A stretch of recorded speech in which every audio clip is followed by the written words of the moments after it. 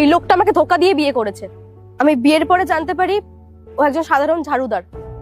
আর এই লোকটা আর ওর বাড়ির লোকের মাথায় না পুরো নোংরা ভাবনা চিন্তা ভর্তি।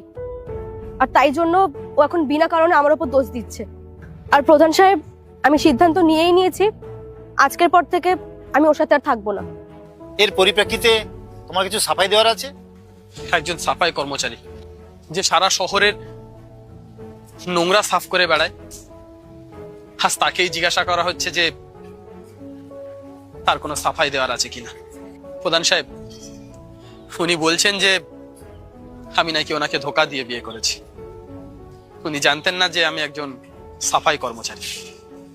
আর এই কথাটা আজ এত বড় পদে চাকরি পাওয়ার পরে আর দুটো বাচ্চা হওয়ার পরে উনি জানতে পেরেছেন। আমি একটা স্বপ্ন দেখেছিলাম, সমাজ থেকে আরেকটা নোংরা দূর করার স্বপ্ন দেখেছিলাম।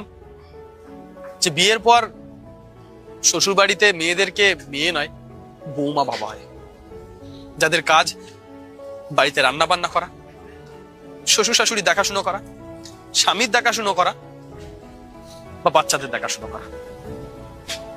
আর এই সবকিছুর থেকে একটু এগিয়ে গিয়ে আমি নিজে থেকে ডিসিশন নিয়েছিলাম ওকে পড়াশুনো করানোর।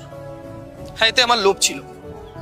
লোভ এটা ছিল যে আমার বাচ্চাদের মা যদি এডুকেটেড হয় তাহলে আমার বাচ্চাদের ভবিষ্যৎ উজ্জ্বল, আমার সাথে সে কাঁধে কাঁধ মিলিয়ে সমাজে চলতে পারে।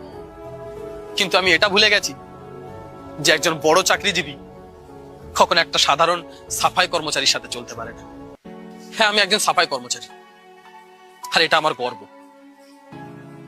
উনি ভুলে গেছেন যে ওনার পড়াশোনার খরচা আমার এই নোংরা পরিষ্কার করার মাইনে থেকেই দেওয়া হয়েছিল। সে টাকায় কোনো নোংরা ছিল না প্রধান সাহেব, নোংরা ছিল ওর মনে। আমি পুরো শহরের নোংরা পরিষ্কার করে এসেছি প্রধান সাহেব, কিন্তু ওর মনের নোংরা আমি কখনো পরিষ্কার করতে পারিনি।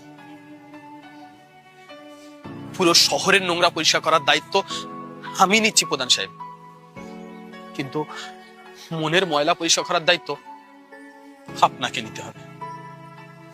না হলে ভবিষ্যতে অনেক মহিলারা তাদের অধিকার থেকে বঞ্চিত হবে।